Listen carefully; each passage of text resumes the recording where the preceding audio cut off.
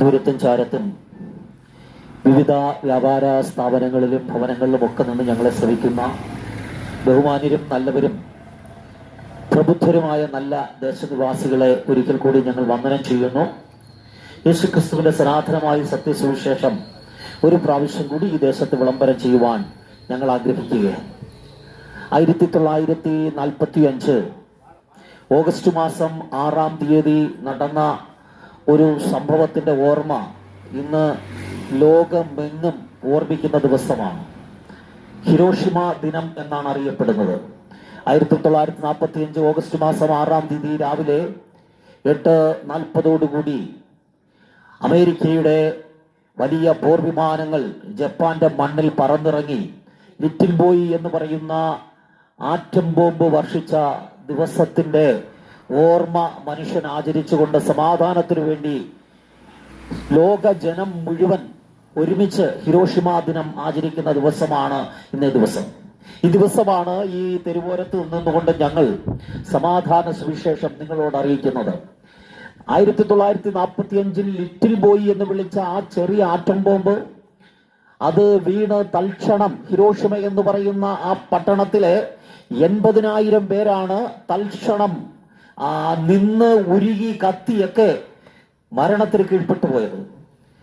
ആ പട്ടണത്തിലെ ആയിരക്കണക്കിന് ലക്ഷക്കണക്കിന് ജനം ഏതാനും നാളുകൾ കൊണ്ട് മുഴുവൻ പേരും ലോകത്തു നിന്ന് മാറ്റപ്പെടുകയും വളരെ ഭീകരമായ അനുഭവത്തിലേക്ക് പോവുകയും ചെയ്തു.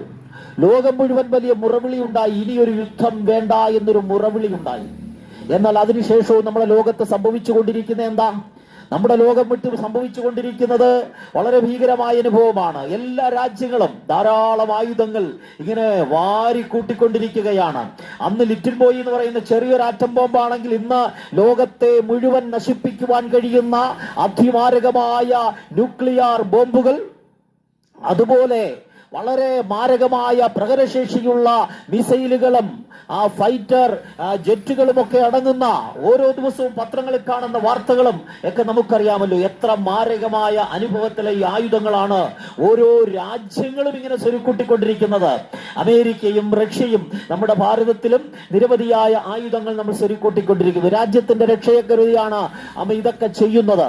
എന്നാൽ ഇന്ന് പകൽ ഞങ്ങൾ നിങ്ങളോട് പറയട്ടെ, ഇങ്ങനെ മനുഷ്യൻ ആയുധങ്ങൾ സ്വരുക്കൂട്ടിക്കൊണ്ട് ലോകത്തിങ്ങനെ പോയിക്കൊണ്ടിരിക്കുമ്പോൾ യുദ്ധങ്ങളും യുദ്ധശ്രുതികളും ദിനംപ്രതി കേട്ടുകൊണ്ടിരിക്കുകയാ.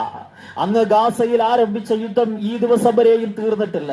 ഉക്രൈനിൽ ആരംഭിച്ച യുദ്ധം ഇങ്ങനെ തുടർന്നുകൊണ്ടിരിക്കുന്നു. മറ്റു പല ചെറിയ രാജ്യങ്ങളും സംഘർഷത്തിന്റെ മണ്ണിലാണ്. ഇന്ത്യയും പാകിസ്ഥാനും തമ്മിൽ ഒരു യുദ്ധം കഴിഞ്ഞു നിൽക്കുന്നു.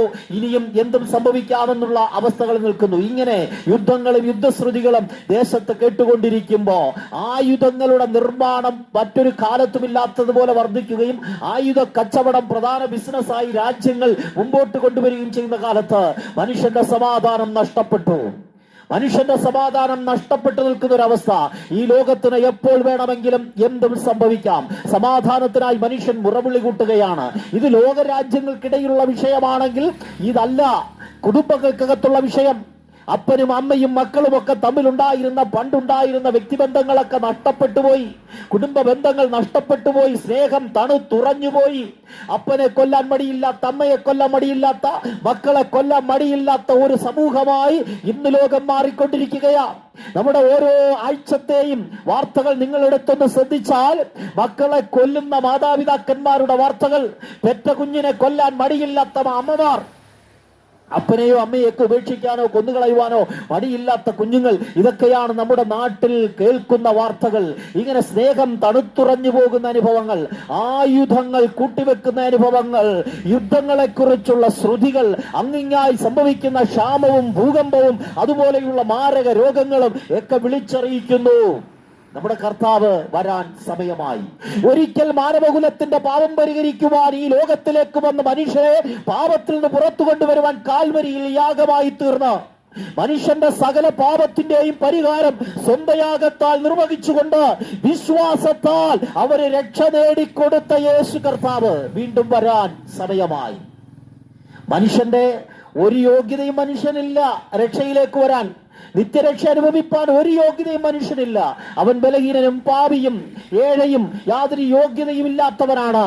എന്നാൽ പാപം ചെയ്ത ദൈവത്തോട് മറുതലിച്ച് അകന്നുപോയ മനുഷ്യനെ തേടി ഈ ലോകത്തിലേക്ക് വന്ന സർവശക്തനായ ദൈവം മനുഷ്യരൂപത്തിൽ, മനുഷ്യ സാദൃശ്യത്തിൽ ദാസ്യരൂപമെടുത്ത് ഈ ഭൂമുഖത്ത് വന്ന മനുഷ്യരെ പാപത്തിൽ നിന്ന് പുറത്തു കൊണ്ടുവന്നു. എങ്ങനെയാണെന്നറിയാമോ? കാൽവരി ക്രൂശിലെ യാഗത്താൽ, സകല പാപത്തിനും എന്നേക്കും ഒരേ ഒരു യാഗത്താൽ അതൊരു പരിഹാരം വരുത്തി. ക്രൂശിലെ യാഗത്താൽ മനുഷ്യനെ പാപത്തിൽ നിന്നും ശാപത്തിൽ നിന്നും വിടുവിച്ച അവന് നിത്യസമാധാനം നൽകി കൊടുക്കാനിടയായി. ഇന്ന് പകൽ കുടുംബങ്ങൾക്കകത്തും ദേശങ്ങൾക്കകത്തും ജോലി സ്ഥലത്തും ഒന്നും സമാധാനം അനുഭവിക്കാൻ കഴിയാതെ, വ്യക്തി ജീവിതത്തിൽ സമാധാനം അനുഭവിക്കാൻ കഴിയാതെ ആത്മഹത്യയിലേക്ക് പോയിക്കൊണ്ടിരിക്കുന്ന, സമാധാനമില്ലാതെ മദ്യപാനത്തിലേക്കും മയക്കുമരുന്നിലേക്കും പോയി നശിച്ചുകൊണ്ടിരിക്കുന്ന നമ്മെ പ്രിയപ്പെട്ടവരോട് ഇന്ന് പകൽ ഞങ്ങൾക്ക് വിളിച്ചു പറയുവാനുണ്ട്. നിങ്ങൾക്കൊരു സദ്വർത്തമാനമുണ്ട്, നിങ്ങൾക്കൊരു നന്മ ഞങ്ങൾക്ക് നിങ്ങളോട് സുവിശേഷിക്കാനുണ്ട്. അത് യേശു ക്രിസ്തു വന്ന സത്യ സുവിശേഷമാണ്. സമാധാനം നിങ്ങൾക്ക് കൈവരിക്കാൻ കഴിയും. നിങ്ങൾ ജീവിതത്തിൽ സമാധാനം അനുഭവിക്കാൻ കഴിയാത്ത വ്യക്തിയാണോ? അതിന്റെ കാരണമായി നിങ്ങളിൽ നിൽക്കുന്ന പാപത്തിന് എന്നേക്കുമായി യേശു പരിഹാരം ചെയ്തതുകൊണ്ട് ഇനി നിങ്ങൾ മാനസികമായി വിഷമിച്ചും ഭാരപ്പെട്ടും പ്രയാസപ്പെട്ടും ആത്മഹത്യയിലേക്ക് പോകേണ്ടുന്ന കാര്യമില്ല. മറിച്ച് ക്രിസ്തുവിൽ വിശ്വസിച്ചാൽ താങ്കളുടെ പാപത്തിന് പരിഹാരം ലഭിക്കും. കർമ്മമാർഗമല്ല, ജ്ഞാനമാർഗമല്ല, ഭക്തിമാർഗമല്ല, ഇത് വിശ്വാസത്തിന്റെ മാർഗം. വിശ്വാസത്താൽ ക്രിസ്തുവിനെ ഹൃദയത്തിൽ സ്വീകരിച്ച് പാപത്തിന് മോചനം പ്രാപിച്ച് നിങ്ങൾക്കും നിത്യസമാധാനവും നിത്യസന്തോഷവും അനുഭവിച്ച് ജീവിക്കാൻ കഴിയുമെന്ന് ഞങ്ങൾ ഓർമ്മിപ്പിക്കുകയാണ്. അങ്ങനെ ക്രിസ്തുവിനെ വിശ്വസിച്ച് ക്രിസ്തുവിന് വേണ്ടി വേർതിരിഞ്ഞ് പാപത്തിന്റെ മാലിന്യങ്ങളെ വിട്ടുകളഞ്ഞ് ജീവിക്കുന്ന തന്റെ ജനത്തെ ചേർക്കുവാൻ യേശു വരാൻ സമയമായി. മധ്യാകാശത്ത് യേശു വരും, തന്റെ ജനത്തെ ചേർക്കുവാൻ. കാഹളത്തിന്റെ ശബ്ദമുയരും. അന്ന് ഇവിടെ കർത്താവിനെ അറിഞ്ഞ് യഥാർത്ഥ രക്ഷ അനുഭവിച്ച് വിശ്വാസത്താൽ ക്രിസ്തുവിനോട് ചേർന്ന് ജീവിക്കുന്ന പ്രിയപ്പെട്ടവരെ കർത്താവ് തന്നോടൊപ്പം ചേർക്കുവാൻ ഇടയായിത്തീരും. അതിനപ്പുറമുള്ളൊരു വാർത്ത കൂടി ഞങ്ങൾ നിങ്ങളോട് അറിയിക്കട്ടെ. ഒരു സമയം വരാൻ പോവുകയാ. അതിനുശേഷം ഏകദേശം 7 വർഷത്തെ മഹോപദ്രവം എന്ന് പറയുന്ന യഹൂദന് വേണ്ടി ദൈവം ഒരുക്കിയിട്ടുള്ള വലിയൊരു പീഡന കാലഘട്ടമുണ്ട്. യഹൂദന്റെ രക്ഷയ്ക്ക് വേണ്ടി ദൈവം ഒരുക്കിയിട്ടുള്ള. അതിനുശേഷം ഭൂമിയിലേക്ക് യേശു കർത്താവ് തന്റെ ദൂതന്മാരും തന്റെ വിശുദ്ധന്മാരും ഒലിവുമലയിലേക്ക് ഇറങ്ങി വരും. അതാണ് യേശു ക്രിസ്തുവിന്റെ രണ്ടാം വരവ് എന്ന് പറയുന്നത്. അന്ന് ഒലിവുമലയിലേക്ക് ഇറങ്ങി വന്ന ഈ ലോകത്തെ സകല രാജ്യങ്ങളിലും കീഴ്പ്പെടുത്തിക്കൊണ്ട് 1000 ആണ്ട്, 1-2 വർഷമല്ല, സഹസ്രാബ്ദം, 1000 ആണ്ട് ഈ ഭൂമിയെ യേശു ഭരിക്കും. യെരൂശലേം കേന്ദ്രീകരിച്ച് യേശുവിന്റെ ഭരണം ഈ ഭൂമിയിൽ നടക്കും. ഇന്ന് ഭൂമിയിൽ നടക്കുന്ന ഭരണം മുഴുവൻ അഴിമതിയും സ്വജനപക്ഷപാതവും അല്ലെങ്കിൽ അത്തരത്തിലുള്ള എല്ലാവിധമായ ധൂർത്തും നിറഞ്ഞ ഭരണമാണെങ്കിൽ ഇതൊരിക്കലും ജനക്ഷേമകരമായ ഭരണമല്ലാതിരിക്കയാൽ അത് സകല മനുഷ്യനും ജനക്ഷേമകരമായ സ്നേഹം പ്രദാനം ചെയ്യുന്ന, സമാധാനം പ്രദാനം ചെയ്യുന്ന, സന്തോഷം പ്രദാനം ചെയ്യാൻ പോകുന്ന ഒരു ഭരണകൂടം ലോകത്ത് വരാൻ പോവുകയാ. 1000 ആണ്ട് ക്രിസ്തു ലോകത്തെ ഭരിക്കും. ആ കാലഘട്ടത്തെ കുറിച്ച് 46-ാം സങ്കീർത്തനത്തിൽ ഒരു വാക്യം ഇങ്ങനെ എഴുതിയിട്ടുണ്ട്: അവൻ ഭൂമിയുടെ അറ്റം വരെയും യുദ്ധങ്ങളെ നിർത്തൽ ചെയ്യുന്നു. അവൻ വില്ലൊടിച്ച് കുന്തം മുറിച്ച് രഥങ്ങളെ തീയിലിട്ട് ചുട്ടുകളയുന്നു. അതിന്റെ അർത്ഥം ഇങ്ങനെയാണ്: സകല ആയുധങ്ങളും നിർവീര്യമാക്കപ്പെടും.